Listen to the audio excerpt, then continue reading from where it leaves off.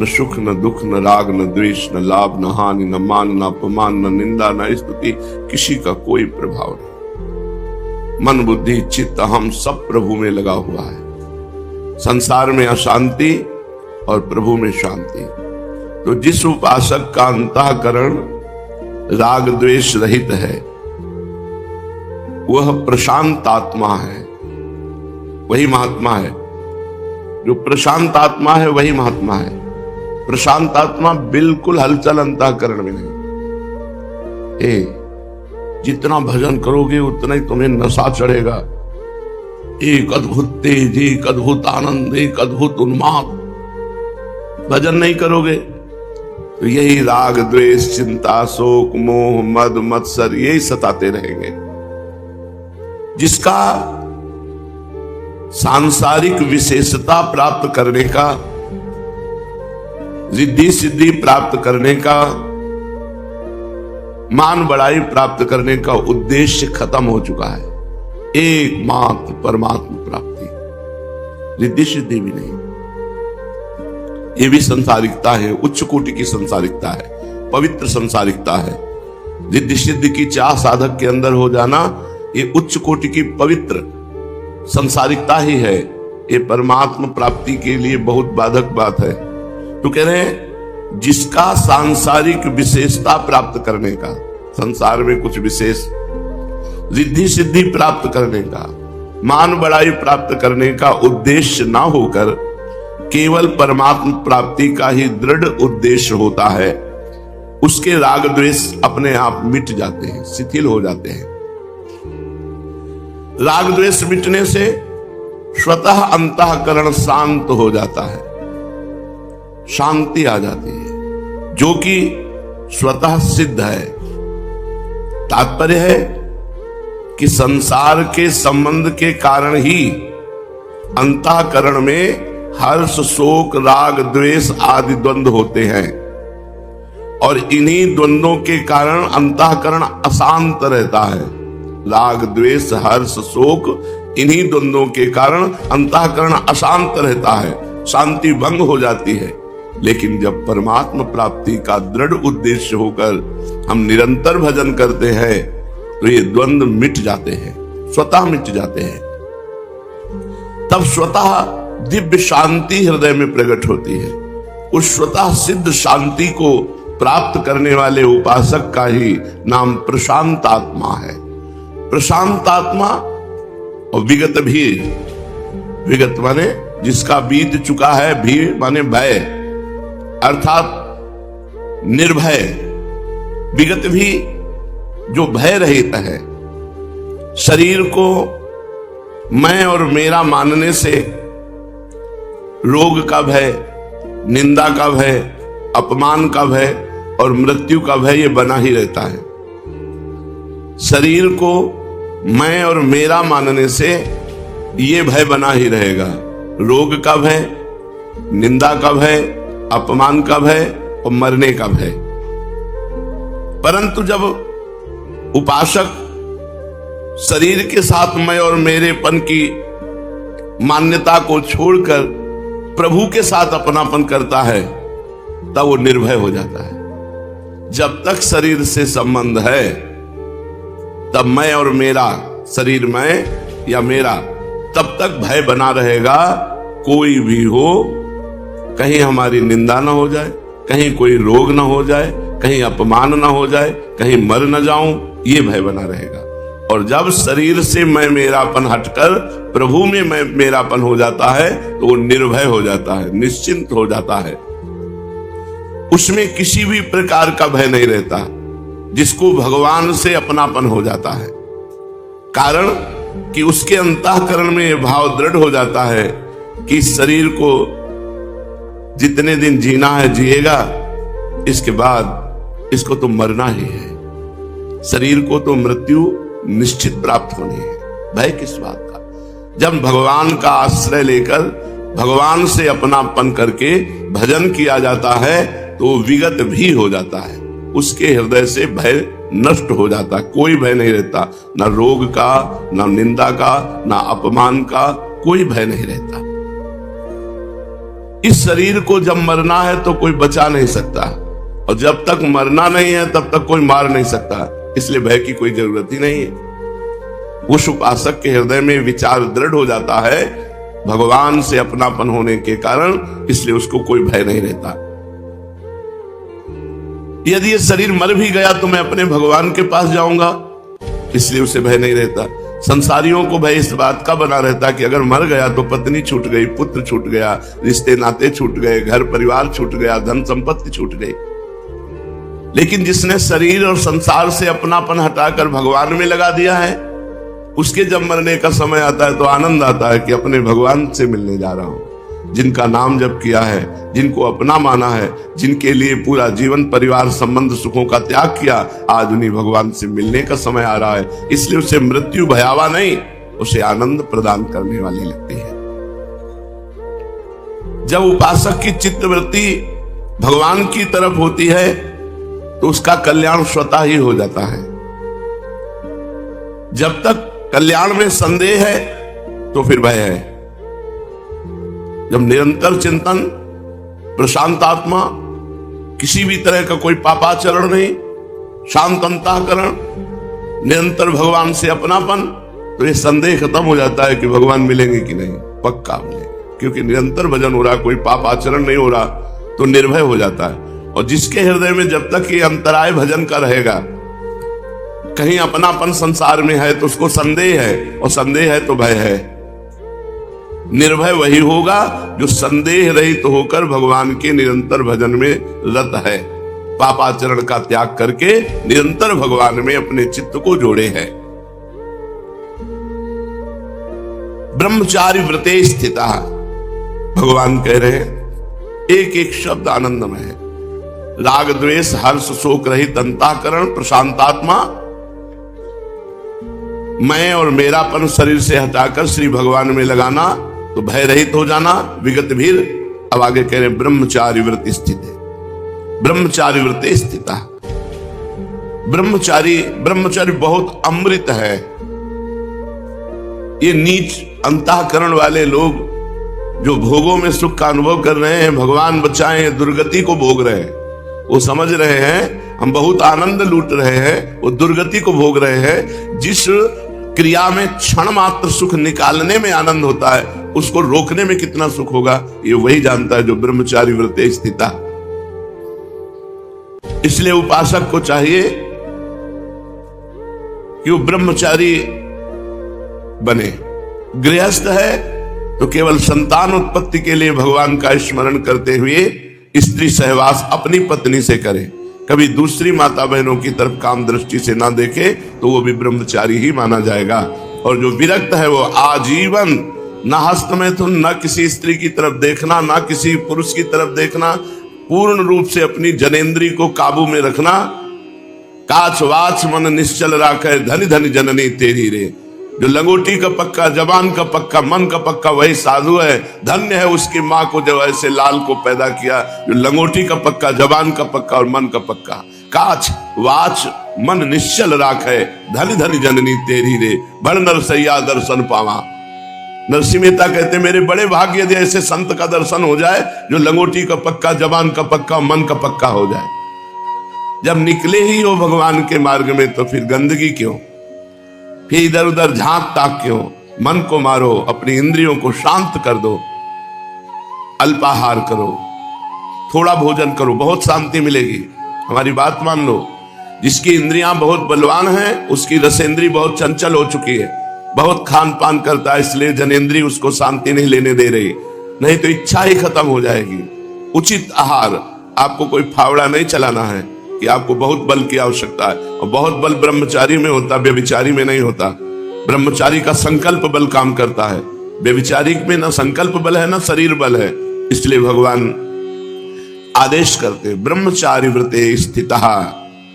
ब्रह्मचारी व्रत वीर रक्षा प्रधान, परंतु केवल एक जनेंद्री का ही ब्रह्मचर्य नहीं, हर इंद्री का ब्रह्मचर्य, वाक इंद्री का ब्रह्मचर्य। ज्यादा बोलना नहीं है, भगवान के प्रति ही वार्ता करनी। रसेंद्री का केवल भगवान को समर्पित, थोड़ा सा प्रसाद पाकर अपने जीवन। नेत्रेंद्री का ब्रह्मचर्य व्रत, ऐसे सहसा नहीं देखना है, बहुत संभाल कर नेत्र रखना है। तो ब्रह्मचारी शब्द पूर्ण तभी होता है जब शब्द, स्पर्श, रूप, रस, गंध पांचों पर ब्रह्मचर्य व्रत हो। मान बढ़ाई और शरीर के आराम से जो दूर रहता है वही ब्रह्मचर्य व्रत पांचों का कर सकता है। मान बढ़ाई और शरीर सुख, आराम तो नहीं। राम बिना आराम कहाँ है? जब तक भगवान न मिल जाए तब तक विश्राम नहीं। राम काज कीन्हे बिनु मोहि कहाँ विश्राम। थोड़ी देर सो लिया, फिर चटपटा के उठ के बैठ के निरंतर भजन कर रहे। 8 विषयों में से किसी भी विषय का भोग बुद्धि से, रस बुद्धि से सेवन नहीं करना चाहिए। शब्द, स्पर्श, रूप, रस, गंध और मान बढ़ाई। मान बढ़ाई और शरीर का आराम भोग, ये 8 है। शब्द, स्पर्श, रूप, रस, गंध, मान बढ़ाई और शरीर का आराम। आलसी स्वभाव, निर्वाह बुद्धि से केवल विषयों का सेवन करो, इतने से काम चल जाएगा बस। यदि भोग बुद्धि से उन विषयों का सेवन किया जाएगा तो फिर उपासना सिद्ध नहीं होगी, वो बार बार भ्रष्ट होता रहेगा और अधकचरे योगी को भगवान का दर्शन नहीं होता। स्वयं भगवान ने नारद जी को कहा था। इसलिए उपासक को ब्रह्मचारी व्रत में स्थित रहना बहुत आवश्यक है। ब्रह्मचर्य के बिना साधना होगी नहीं, और ब्रह्मचर्य रहने लगोगे तो देखोगे तुम में पवित्रता आ रही है। तुम अनुभव करोगे अपने आप को एक बहुत पवित्र, जैसे गंगा स्नान के बाद अनुभव होता है पवित्र, ऐसे प्रतिपल आप अपने को पवित्र अनुभव करोगे। और जरा भी मन की इधर उधर गति हुई तो आपके हृदय में भारी जलन होने लगेगी। ब्रह्मचर्य को बचाओ। वीर रक्षा सर्व साधनाओं को पुष्ट करने वाली है, इसलिए कभी भी इधर उधर की हरकत मत करो। किसी भी तरह के कोई गंदी चेष्टा मत देखो, गंदी चेष्टा मत सुनो, गंदी चेष्टा मत करो। जो ब्रह्मचारी व्रत में स्थित रहता है वो किसी भी अवस्था, किसी भी परिस्थिति, किसी भी कारण से किंचित मात्र भी वो विचलित नहीं होता। यह है ब्रह्मचर्य व्रत का फल। कैसी भी परिस्थिति हो, कैसी भी घटना हो जाए, किसी भी कारण से किंचित मात्र वो विचलित नहीं होता, क्योंकि ब्रह्मचारी है। चाहे वो भजन में बैठा हो या व्यवहार में बैठा हो, उसकी संपूर्ण इंद्रियां शासन में रहती है। व्यवहार में भी है तो शासन में, और भजन में तो शासन में बैठा ले ही है अपनी इंद्रियों को। इसलिए ब्रह्मचारी व्रत स्थिता। फिर भगवान कहते हैं मना संयम में मत चित्तो। मन को संयमन करके चित्त को मेरे में लगा दो। मन को संयत करके चित्त को मेरे में लगा दो। मना संयम में मत चित्तो युक्ता आशीत मत परहा। चित्त को सदैव संसार के चिंतन करने का स्वभाव बन गया है। संसार की पुरानी बातें या भविष्य की बातें या वर्तमान की संसार की बातें, वो बैठे बैठे उन्हीं की कल्पना करता रहता है, वही चिंतन करता रहता है। उसको हटा करके उस चिंतन से केवल भगवान आज्ञा कह रहे हैं मत चित्तो, मेरा चिंतन करो, मेरे रूप का चिंतन करो, मेरी लीला का चिंतन करो, मेरे गुण का चिंतन करो, मेरे प्रभाव का चिंतन करो, मेरी महिमा का चिंतन करो, मेरे ही चिंतन में लगा दो, मत चित्तो। तात्पर्य है कि सांसारिक वस्तु, व्यक्ति, परिस्थिति, घटना आदि को लेकर मन में संकल्प विकल्प चलते रहते हैं, सबके चिंतन होता रहता है। उस चिंतन को रोको, नाम का चिंतन करो, रूप का चिंतन करो, लीला का चिंतन करो, गुण का चिंतन करो। ये करना पड़ेगा आपको, हटाना पड़ेगा आपको, संसारिक चिंतन रोकना पड़ेगा आपको। इसलिए मना संयम में, मन को संयम में लाओ और चित्त को भगवान के चिंतन में लगाओ।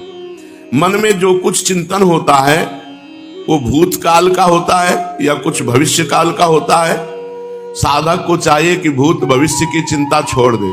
जो हो गया सो हो गया, अब लो नसानी अब ना नसइयो, और आगे जो होगा तो भगवान हमारे साथ है, अमंगल होगा नहीं।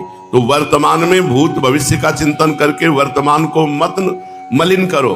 वर्तमान में हर सेकेंड वर्तमान को प्रभु के नाम चिंतन में लगाओ। राधा राधा राधा, प्रभु के गुण चिंतन में लगाओ। चतुरासी जी गायन करो, भागवत के अध्यायों को खूब श्लोकों को पढ़ो, उनका मनन करो, 2-4 अध्याय भागवत के गाओ। भगवान की लीला गायन करने से जैसा चित्त पवित्र होता है वैसा किसी तीर्थ और गान से नहीं होता। तो खूब भगवान का नाम जप करो, भगवान की लीला गायन करो और भगवत सेवा विराजमान करके सेवा करो, प्रभु की सेवा करो। चित्त को संसार से हटा करके उसको संयमन करके भगवान के नाम रूप गुण लीला धाम में लगाओ।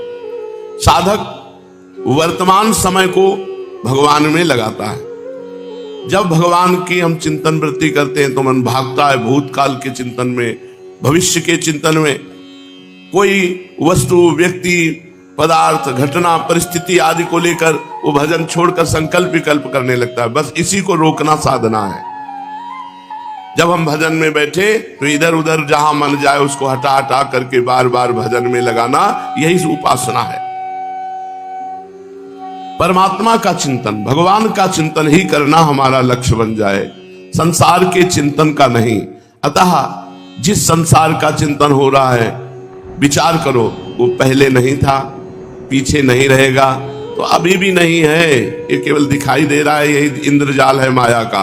परंतु जिन भगवान का चिंतन करते हैं वो पहले भी थे, अब भी हैं और आगे भी रहेंगे। इस तरह सांसारिक चिंतन को मन से हटाओ, प्रभु में लगा दो। कारण कि जितना संसार का चिंतन करोगे वो समय व्यर्थ चला जाएगा, अंतःकरण मलिन होगा, कोई लाभ नहीं मिलेगा। जितना भगवान का चिंतन करोगे समय सार्थक होगा, मन पवित्र होगा और परम लाभ होगा।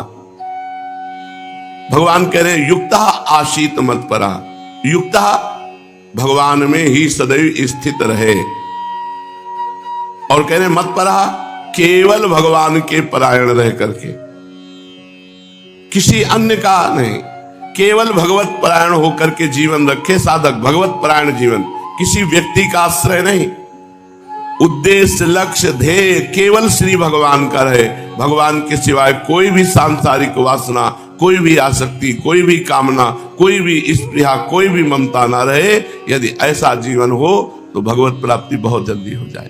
प्रशांतात्मा विगत भीर ब्रह्मचारी व्रते स्थितः मना संयम में मत चित्तो युक्त आसीत मत्परा।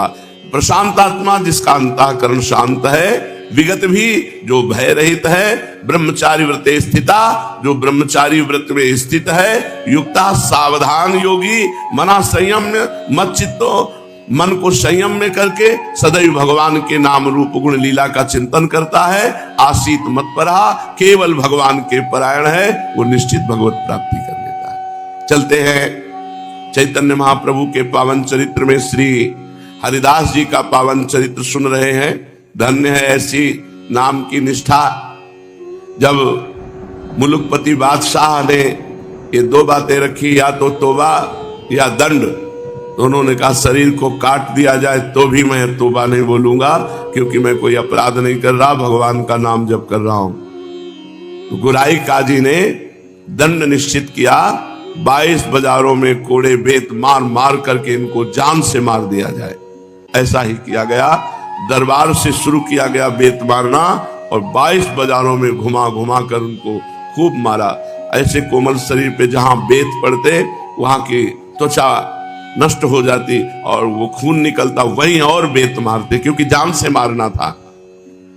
उन्हें सभी बाजारों में घुमाया गया, शरीर रक्त से लथपथ हो गया, किंतु हरिदास जी के प्राण नहीं निकले।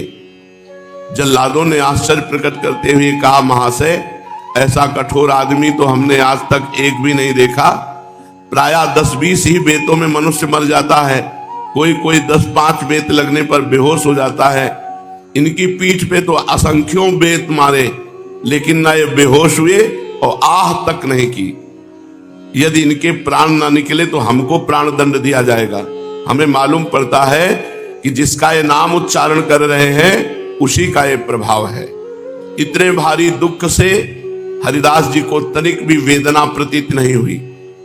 दयालु हरिदास जी उस समय अपने दंड देने वाले और दिलाने वाले के लिए भगवान से प्रार्थना कर रहे थे कि भगवान इन्हें क्षमा कर देना, ये अज्ञानी है।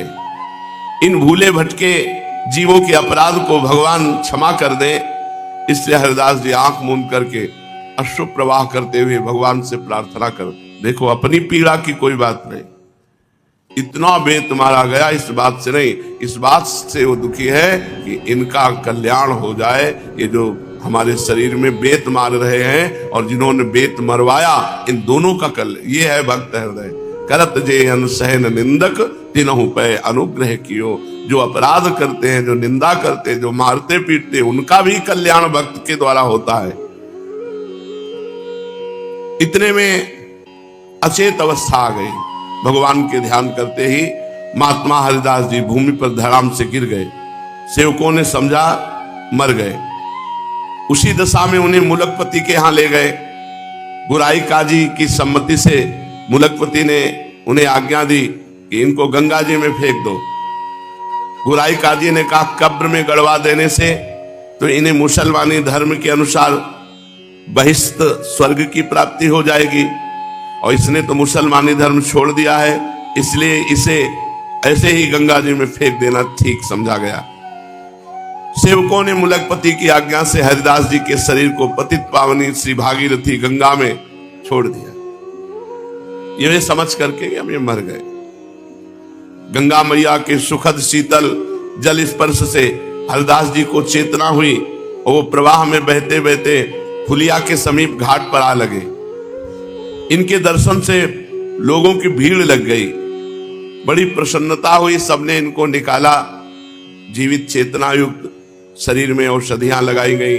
लोग दया करके बहुत सी औषधि ला करके लेप किए। चारों ओर समाचार फैल गया। अब तो भक्तों की कतार लग गई दर्शन के लिए। हरिदास जी के बड़ी उत्सुकता से आने लगे। जो भी सुनता वहीं इनके पास दौड़ा चला आता। दूर दूर से लोग आए। ये खबर बादशाह को भी पहुंची, गुराई काजी को भी पहुंची। अब तो आश्चर्यचकित हो गए कि मरा मानकर गंगा में फेंक दिया, फिर भी स्वस्थ और जिंदा। स्वस्थ हो गए हरिदास और जीवित। मुलुकपति और गुराई काजी जब ये बात सुनी तो पसीज उठा। उसको लगा ये महापुरुष है। इस दृढ़ प्रतिज्ञ महापुरुष के प्रति उनके हृदय में बड़ी श्रद्धा का भाव उत्पन्न हो गया। बादशाह के हृदय में वे भी हरिदास जी के दर्शन करने के लिए फुलिया आए बादशाह, और बड़ी नम्रता के साथ प्रार्थना की, महाशय मैं क्षमा चाहता हूं, मैं मजबूर था, काजी के कहने के कारण मैंने आपको दंड दिया, इसलिए मैं क्षमा मांगने आया हूं। देख लो, बादशाह क्षमा मांग रहा है। मैं आपके प्रभाव को नहीं जानता था, मेरे अपराध को क्षमा कीजिए। अब आप प्रसन्नता पूर्वक खूब हरि नाम जप कीजिए। आज के बाद कभी कोई भी विघ्न नहीं पड़ेगा, कोई भी आपकी रोक टोक नहीं। देखो, ये भगवान की लीला थी, इतना करवाना था, नहीं तो वो यही बादशाह की पहले बुद्धि बदल देते। ये भगवान की लीला थी। हरिदास जी ने नम्रता पूर्वक कहा, महाशय, बादशाह से कहा, महाशय इसमें आपका अपराध ही क्या है? मनुष्य अपने कर्मों के ही अनुसार दुख सुख भोगता है, दूसरे मनुष्य तो निमित्त मात्र है। अगर कोई हमें मारता है, गाली देता है, तो हमारे ही कर्मों का फल है, वो निमित्त मात्र बेचारा केवल बन गया।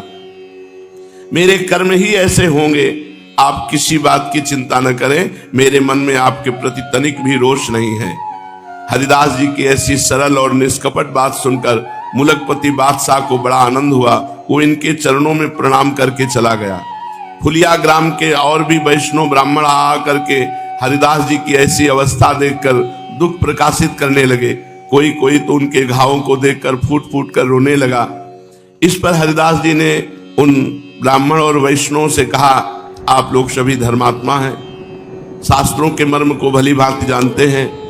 बिना पूर्व कर्मों के दुख सुख की प्राप्ति नहीं होती। मैंने इन कानों से भगवान नाम की निंदा सुनी थी, उसी का भगवान ने मुझे फल दिया।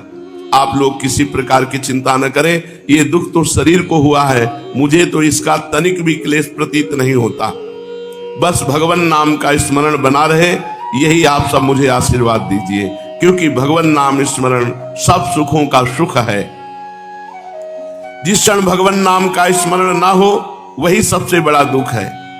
भगवान नाम का स्मरण होता रहे तो शरीर की चाहे कितनी भी क्लेश भरी स्थिति हो, वो सुखमय ही है।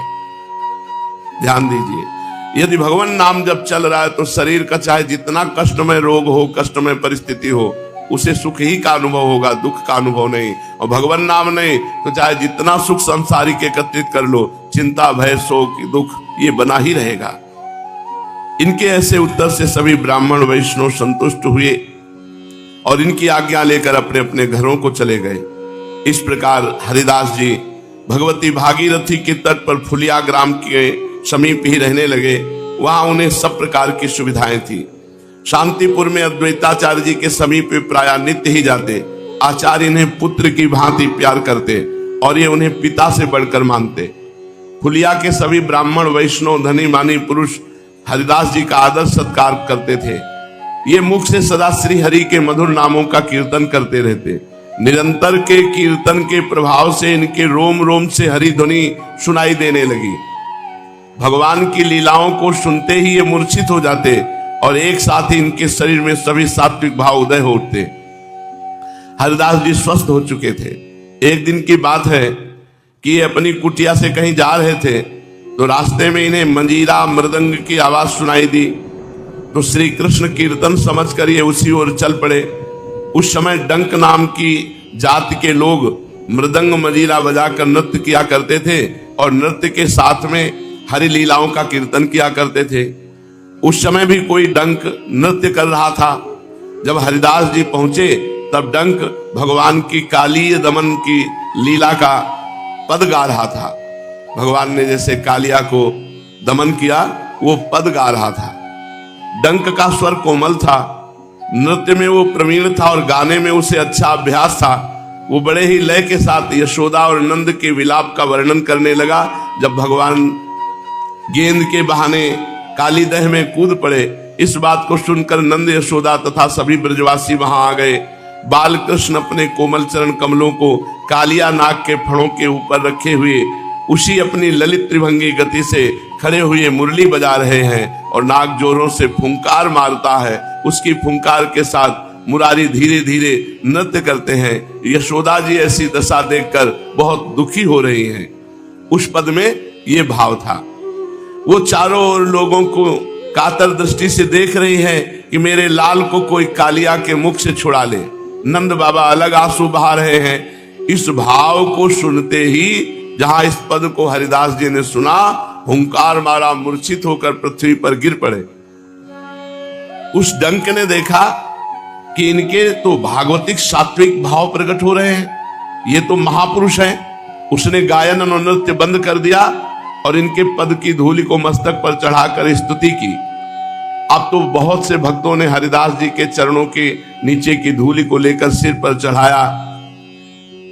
वहीं एक मान लोलुप ब्राह्मण था, जब उसने देखा केवल गिरकर मूर्छित हो जाने से लोग पूजा करने लगते हैं, तो अब डंक ने फिर पद गायन शुरू किया। तो उसने ब्राह्मण ने सोचा कि इस समय हम भी मूर्छित हो जाएंगे तो सब लोग हमारे पैर छुएंगे और हमारे को बहुत बड़ा, वो झूठ मूठ का हुंकार मारा और पृथ्वी पे गिर गया। जैसे हरिदास जी ने, अब डंक तो पहचानता था असलियत और नकलीपने को। जे भी वो गिरे तो डंक गया और जिससे ढोल बजाता था उसी डंडे से 10-20 डंडे मारे, सोई उठ गया और हाय हाय करके भागने लगे। तो पृथ्वी पर अचेत होने का जो नाटक कर रहा था उसके जे भी डंडे पड़े सोई भाग गया, वो दम्भी था। तो फिर उस डंक ने सबसे कहा कि हरिदास जी निरंतर भगवान नाम जपने के प्रभाव से शुद्ध सात्विक अष्ट सात्विक भावों को प्राप्त हो चुके और ये तो नाटक कर रहा था। हरिदास जी परम भगवत भक्त हैं, उनके शरीर में सचमुच सात्विक भावों का उदय हुआ था और ये ब्राह्मण तो दम्भी था, केवल अपनी प्रशंसा के निमित्त इसने ऐसा ढोंग बनाया था, इसलिए मैंने उसकी स्तुति ना करके डंडे से पीटा। ढोंग सब जगह थोड़ी चलता है, ढोंग तो केवल मूर्खों में ही काम देता है और जहां विद्वान बुद्धिमान हुए उनके सामने कलई खुली तो उनके ढोंग का भंडा फोड़ हो जाता है।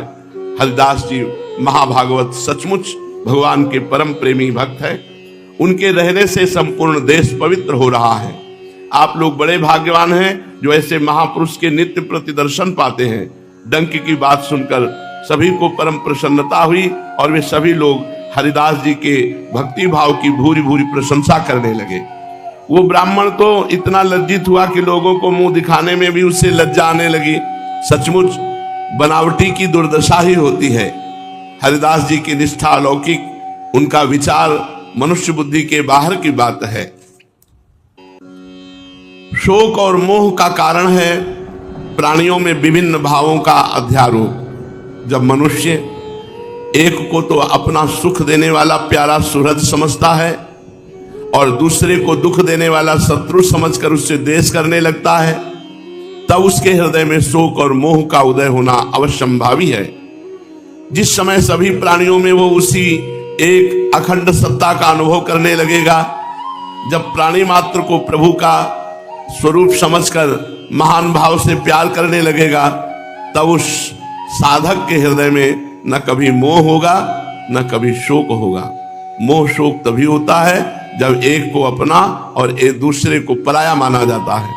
साधक सदा प्रसन्न रहता है, भगवान नाम का स्मरण चिंतन करता रहता है। ऐसे संत का न तो कोई संसार में मित्र होता है और न कोई शत्रु होता है। वो सभी को अपने प्रीतम की प्यारी अंश समझकर भगवान नाते से जीव मात्र की वंदना करता है और किसी को कभी न क्लेश पहुंचाता है और न कभी उसे स्वयं क्लेश पहुंचता है। उसके सामने आने पर विषधर सर्प भी अपना स्वभाव छोड़ देता है। भगवान नाम का बहुत महात्मा है। महात्मा हरिदास जी फुलिया के पास ही पुण्य सलीला गंगा जी के किनारे पर एक गुफा थी, उसी में रहते थे। हरिदास जी की ख्याति दूर दूर तक फैल गई। नित्य प्रति वहां सैकड़ों आदमी इनके दर्शन करने के लिए गंगा स्नान के निमित्त इनके आश्रम के निकट आया करते थे। जो भी मनुष्य इनकी गुफा के समीप जाता, उसके शरीर में एक खुजली होने लगती। लोगों को इसका कुछ भी कारण मालूम ना हो सका। उस स्थान पर पहुंचने पर चित्त में शांति तो सभी के होती, किंतु शरीर में इतनी खुजली होती कि सब घबरा जाते। लोग इस विषय में भांति भांति के अनुमान लगाने लगे। होते होते बात सर्वत्र फैल गई। बहुत से चिकित्सकों ने वहां की जलवायु का निदान किया। अंत में सभी ने कहा यहां जरूर कोई महाविषधर सर्प रहता है। और हरिदास जी को कुछ नहीं होता था, कोई खुजली नहीं, कोई परेशानी नहीं। न जाने हरिदास जी कैसे अभी तक बचे हुए हैं। उसके श्वास से इतना जहर निकलता था कि मनुष्य की मृत्यु हो सकती है। और वो एक गुफा में रहता था, उसी गुफा में हरिदास जी रहते थे। देखो भगवान नाम का चमत्कार। उसका इतना असर कि बाहरी लोगों में जब वो वायु लगती तो शरीर में जलन और खुजली होने लगती। अगर वो कहीं फुंकार कर दे तो फिर बच ही नहीं सकता, काट ले तब तो सवाल ही नहीं। और हरिदास जी उसी गुफा में रहकर भजन करते। भजन का बड़ा अलौकिक प्रभाव होता है। लोगों ने हरिदास जी से प्रार्थना की कि शीघ्र ही इस स्थान को छोड़कर आप अन्यत्र रहने लगे, नहीं तो आपके प्राणों का भय है। चिकित्सकों की और लोगों की सम्मति सुनकर हरिदास जी से कहा, जब आप छोड़ दीजिए दर्शनार्थियों ने, क्योंकि कोई न कोई आएगा और कहीं कोई ऐसी घटना न घट जाए, सबको कष्ट होता है। हरिदास जी ने सबके आग्रह करने पर उस स्थान को छोड़ना मंजूर कर लिया और उन लोगों को आश्वासन देते हुए कहा, आप लोगों को मेरे कारण कष्ट हो ये मैं नहीं चाहता। यदि कल तक सर्प यहां से नहीं चला गया तो मैं कल शाम को ही स्थान का परित्याग कर दूंगा। कल या तो सर्प रहेगा यहां और या हम अब दोनों साथ साथ नहीं रह सकते। ऐसे निश्चय को सुनकर लोगों को बड़ा भारी आनंद हुआ। सभी अपने अपने स्थानों को चले गए। दूसरे दिन बहुत से भक्त एकत्रित होकर हरिदास जी के समीप नाम कीर्तन कर रहे थे कि उसी समय देखा कि एक अंधेरे स्थान से बड़ा भयंकर सर्प सबके देखते देखते निकला। विचित्र रंग का, रंग बिरंगा विचित्र रंग का निकल करके और वो गंगा जी की ओर चला गया। उसके मस्तक में एक बड़ी मणि जटित थी जिससे प्रकाश भी हो रहा था। उसी का इतना तेज प्रकाश था। सभी भयंकर सर्प को देखकर आश्चर्य प्रकट किया। सर्प धीरे धीरे गंगा जी के किनारे किनारे बहुत दूर फिर जंगल में चला गया। उस दिन से आश्रम में आने वाले किसी भी दर्शनार्थी के शरीर में खुजली नहीं हुई। भक्तों को ऐसा अनुभव हुआ कि भक्त जो भगवान का नाम जप करते हैं तो भगवान शंकर की कृपा से उसे न विष का प्रभाव होता है और न किसी सर्प का प्रभाव होता है। और ये सर्प आदि तो संतों से मिलते रहते हैं पक्का। किसी भी संत के जीवन में जो भ्रमण करने वाले हैं इनसे तो मुलाकात होती ही रहती है। जंगलों में रहना, मंदिरों में रहना, खंडरों में रहना, तो ये वहीं होते हैं, मिलते रहते हैं। कभी जीवन में नहीं, कभी जीवन में कोई भय नहीं रहा इन सर्पों से, हजारों बार मिले होंगे। यहाँ हितधाम में भी छाती से चढ़ के काला सर्प निकला, तो हमने कहा कल से वो बाहर नहीं लेटेंगे, जमीन में लेटते थे। तो अंदर गए तो देखा आसन में बैठा है। हम कहा भगवान भजन करना है, आप भजन करोगे तो फिर कैसे, आप लिख लो। तो ऐसे निकल के जैसे किसी आदमी से प्रार्थना करे, गेट से निकल के वैसे चले गए। बहुत भगवान की कृपा रहती है। भगवान का भजन करने वालों को ऐसा नहीं कोई कि सांप बिच्छू सहज में काट ले या ऐसे कष्ट दे दे। इस प्रकार महात्मा हरिदास जी फुलिया में रहते हुए, गंगा जी का सेवन करते हुए आचार्य अद्वैत के सत्संग का निरंतर आनंद लूटते रहे। अद्वैताचार्य ही इनके गुरु, पिता, आश्रयदाता और सर्वस्व थे। इनके ऊपर बड़ी भारी भक्ति महारानी की कृपा थी, ठाकुर हरिदास जी के ऊपर। अब देखो कितनी कृपा, वैश्या से परास्त नहीं हुए, वेद से परास्त नहीं हुए, सर्प से परास्त नहीं हुए, कोई भी विघ्न उनको गिरा नहीं सका। हर समय वही 3 लाख नाम, 3 लाख नाम बहुत होता है। और कोई धीरे धीरे नहीं, कुछ उच्च स्वर से कीर्तन करते हुए, ये भगवान नाम की महिमा। जिस दिन महाप्रभु का जन्म नवद्वीप में हुआ था, उस दिन आचार्य के साथ ये आनंद में विभोर होकर नृत्य कर रहे थे। आचार्य का कहना था जगन्नाथ मिश्र का ये पुत्र गौरांग रूप से जनोद्धार तथा संपूर्ण देश में श्री कृष्ण कीर्तन का प्रचार करेंगे। आचार्य के वचनों पर हरिदास जी को पूर्ण विश्वास था, इसलिए वे भी गौरांग महाप्रभु के प्रकाश की प्रतीक्षा में निरंतर श्री कृष्ण कीर्तन करते हुए काल यापन करने लगे। उस समय सप्तग्राम में हिरण्य और गोवर्धन मजूमदार नाम के 2 धनी जमींदार भाई निवास करते थे। उनके कुल पुरोहित परम वैष्णव शास्त्रवेत्ता पंडित बलराम आचार्य थे। आचार्य महाशय वैष्णवों का बड़ा ही आदर सत्कार किया करते थे। अद्वैताचार्य जी से उनकी अत्यंत ही घनिष्ठता थी। दोनों ही विद्वान थे, कुलीन थे, भगवत भक्त और देश काल के मर्मज्ञ थे। इसी कारण हरिदास जी भी कभी कभी सप्तग्राम में जाकर बलराम आचार्य के यहाँ रहते थे। आचार्य इनकी नाम निष्ठा और भगवत भक्ति देखकर बहुत प्रसन्न होते और सदा इन्हें पुत्र की भांति प्यार किया करते थे। गोवर्धन मजूमदार के पुत्र रघुनाथ दास जब पढ़ने के लिए आचार्य के यहाँ आते थे तो हरिदास जी को सदा नाम जब करते ही पाते, इसलिए मन ही मन इनके प्रति बड़ी श्रद्धा रखने लगे। एक दिन आचार्य इन्हें मजूमदार की सभा में ले गए। मजूमदार महाशय अपने कुल गुरु के चरणों में अत्यंत श्रद्धा रखते थे, वैष्णव भक्तों का भी यथेष्ट आदर करते थे। अपने कुल गुरु के साथ हरिदास जी को आया देखकर हिरण्य और गोवर्धन दोनों भाइयों ने आचार्य के सहित हरिदास जी की उठकर अभ्यर्चना की और शिष्टाचार प्रदर्शित करते हुए उन्हें बैठने के लिए सुंदर आसन दिया। और हरिदास जी के मुख से बिना रुके जोर जोर से मंत्र चल रहा था, हरे राम राम राम हरे हरे, हरे कृष्ण कृष्ण कृष्ण हरे हरे। सभी के सभी लोग संभ्रम भाव से इन्हीं की ओर एकटक भाव से देख रहे थे। इनके निरंतर नाम जप को देखकर उन दोनों जमींदार भाइयों को इनके प्रति स्वाभाविक बड़ी श्रद्धा हुई। उनके दरबार में बहुत से और भी पंडित बैठे थे। भगवान नाम जप का प्रसंग आने पर पंडितों ने नम्रता के साथ पूछा, भगवान नाम जप का अंतिम फल क्या है? इससे किस प्रकार के सुख की प्राप्ति होती है? क्या हरिनाम स्मरण से सभी दुखों का अत्यंताभाव हो जाएगा? क्या केवल नाम जप से ही मोक्ष मिल जाएगा? हरिदास जी ने नम्रता पूर्वक हाथ जोड़कर पंडितों को उत्तर दिया, महानुभावों, आप शास्त्रज्ञ हैं, धर्म के मर्म को भली भांति जानते हैं। आपने सभी ग्रंथों तथा वैष्णव शास्त्रों का अध्ययन किया है। मैं आपके सामने कह ही क्या सकता हूं, किंतु भगवान नाम के महात्म से आत्मा में अपार सुख मिलता है, इसलिए कुछ कहने का साहस कहता हूं। भगवान नाम का सर्वश्रेष्ठ फल यही है कि जप से हृदय में एक प्रकार की अपूर्व प्रसन्नता प्रकट होती है। उस प्रसन्नता जन सुख का आस्वादन करते रहना ही भगवान नाम का सर्वश्रेष्ठ और सर्वोत्तम फल है।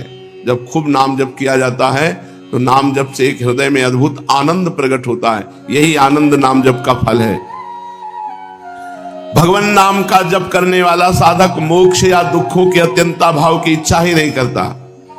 वह सगुण निर्गुण दोनों के ही चक्कर से दूर रहता है। उसका तो अंतिम ध्येय रहता है भगवान नाम जप। कहीं भी रहे, कैसी भी परिस्थिति में रहे, कोई भी योनि मिले, निरंतर भगवान के नाम का जप होता रहे। बस भक्त का यही भाव रहे। तो यही गुरु कृपा से जीवन में यही लक्ष्य रहा। क्षण भर की स्थिति में भी कभी भगवान नाम न छूटे। यही नाम जप के साधक का अंतिम लक्ष्य है। भगवान नाम के साधक का साध्य और साधन भगवान नाम ही है। भगवान नाम से वो किसी अन्य प्रकार के फल की इच्छा नहीं रखता। मैं तो इतना ही जानता हूं, इससे अधिक यदि आप कुछ और जानते हो तो मुझे बताओ। इनकी ऐसी युक्ति युक्त और सारगर्भित मधुर वाणी को सुनकर सभी को परम प्रसन्नता हुई। उसी सभा में गोपाल चंद चक्रवर्ती नाम का इन्हीं जमींदार का एक कर्मचारी बैठा था। वो बड़ा तार्किक था। उसने हरिदास जी की बात का खंडन करते हुए कहा, अरे सब कोरी भावुकता की बातें हैं। जो पढ़े लिखे नहीं हैं, जो पढ़ लिख नहीं सकते, वो इस प्रकार जोरों से नाम लेते फिरते हैं। यथार्थ ज्ञान तो शास्त्रों के अध्ययन से प्राप्त होता है। भगवान नाम से कहीं दुखों का नाश होता है? शास्त्रों में जो कहीं कहीं नाम की इतनी प्रशंसा मिली है वो केवल अर्थवाद है, यथार्थ बात तो दूसरी है। हरिदास जी ने बड़े जोर से कहा, भगवान नाम में जो अर्थवाद का अध्यारोप करता है वो शुष्क है, तार्किक है। भगवान नाम के महात्म को समझ नहीं सकते। भगवान नाम में अर्थवाद हो ही नहीं सकता। इस पर गोपाल चक्रवर्ती ने बात पर अपनी जोर देते हुए कहा, अजामिल जैसा पापी पुत्र नारायण का नाम लेते ही तर गया। क्या घट घट व्यापी भगवान इतना भी नहीं समझ सकते थे कि इसने अपने पुत्र को बुलाया है? यह अर्थवाद नहीं तो और क्या है? हरिदास जी ने कहा, इससे अर्थवाद कहने वाले स्वयं अनर्थवादी हैं, उनसे मैं कुछ नहीं कह सकता। जोश में आकर गोपाल चक्रवर्ती ने कहा, यदि भगवान नाम स्मरण करने से मनुष्य की नीचता जाती रहे तो मैं अपनी नाक कटा लूं। हरिदास जी ने भी जोश में आके कहा, यदि भगवान नाम के जप से नीचताओं का जड़ मूल से नाश ना हो जाए तो मैं अपने नाक कान दोनों कटा लूं। बात को बहुत बढ़ते देखकर लोगों ने दोनों को शांत कर दिया। जमींदार उस आदमी से बहुत असंतुष्ट हुए। उसे वैष्णव अपराधी और भगवान नाम विमुख समझकर जमींदार ने उसे उसी समय नौकरी से अलग कर दिया। दंड तो तत्काल मिलना शुरू हो गया। उसी समय नौकरी से अलग कर दिया और कुछ दिन बाद उसकी नाक में रोग ऐसा हुआ कि सड़ सड़ करके नाक कट करके गिर गई। सड़ के नाक कट के गिर गई उसकी। जो कहता था कि अगर भगवान नाम से सब कुछ हो जाता है तो मैं अपनी नाक कटवा लूं, तो उसके नाक में रोग हुआ और सड़ सड़ करके नाक कट के गिर गई। इस प्रकार एक दूसरी घटना हरिनदी नामक ग्राम में हुई। हरिनदी नामक ग्राम के एक पंडित मानी अहंकारी ब्राह्मण को अपने शास्त्र ज्ञान का बड़ा गर्व था। हरिदास जी चलते फिरते उठते बैठते उच्च स्वर से भगवान नाम महामंत्र करते रहते थे। तो इन्हें मंत्र का अधिकारी ना समझकर इनसे पूछा, ये तुम्हारी अनाधिकार चेष्टा है और जो तुम्हें भगवत भक्त कह के तुम्हारी पूजा करते हुए भी पाप करते हैं। शास्त्र में लिखा है, जहां अपूज्य लोगों की पूजा होती है और पूज्य लोगों की उपेक्षा की जाती है, वहां दुर्भिक्ष, मरण, भय और दारिद्र्य ये बातें होती हैं। इसलिए तुम इस अशास्त्रीय कार्य को छोड़ दो। तुम्हारे ऐसे आचरणों से देश में दुर्भिक्ष पड़ जाएगा, उस ब्राह्मण ने कहा। हरिदास जी ने बड़ी नम्रता से कहा, विप्रवर में तो नीच पुरुष, भला शास्त्रों का मर्म क्या जानूं, किंतु आप जैसे विद्वानों के ही मुख से सुना है कि चाहे वेद शास्त्रों के अध्ययन का द्विजातियों के अतिरिक्त किसी को अधिकार न हो, किंतु भगवान नाम तो किरात, ह्रोण, आंध्र, पुलिंद, पुलकस, आभीर, कंक, यवन तथा खस आदि जितनी भी पाप योनि और जंगली जातियां हैं, सभी को पावन भगवान नाम बनाने वाला है। भगवान नाम का अधिकार तो सभी को समान रूप से है। हरिदास जी के शास्त्र सम्मत उत्तर को सुनकर ब्राह्मण ने पूछा, खैर भगवान नाम का अधिकार सबको भले हो, किंतु मंत्र का जप इस प्रकार जोर जोर से करने से क्या लाभ? शास्त्रों में मानसिक, उपांशु और वाचिक ये 3 प्रकार के जप बताए हैं, जिनमें वाचिक जप से शास्त्र गुणा उपांशु जप श्रेष्ठ है और उपांशु जप से लाख गुना मानसिक जप श्रेष्ठ है। तुम मन में जप करो, तुम्हारे इस जप को तो मानसिक उपांश अथवा वाचिक किसी प्रकार का भी जप नहीं कह सकते, ये तो वैखरी जप है जो अत्यंत ही नीच बताया गया है। हरिदास जी ने उसी प्रकार नम्रता पूर्वक कहा, महाराज मैं स्वयं तो कुछ जानता नहीं, किंतु मैंने अपने गुरुदेव श्री अद्वैताचार्य जी के मुख से थोड़ा बहुत शास्त्र का रहस्य सुना है। आपने जो 3 प्रकार के जप बताए हैं और जिनमें मानसिक जप को सर्वश्रेष्ठता दी है, वो तो मंत्रों के जप के लिए है, जिनकी विधिवत गुरु के द्वारा दीक्षा लेकर शास्त्र की विधि के अनुसार केवल पवित्र अवस्था में ही सांगोपांग जप किया जाता है। ऐसे मंत्र गोप्य कहे जाते हैं, वे दूसरे के सामने प्रकट नहीं किए जाते। किंतु भगवान नाम के लिए तो शास्त्रों में कोई विधि नहीं है।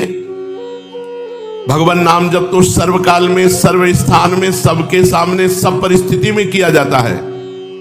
अन्य मंत्रों को चाहे धीरे धीरे जप का अधिक महात्म भले ही हो, किंतु भगवान नाम का महात्म तो जोरों से ही उच्चारण करने में बताया गया है।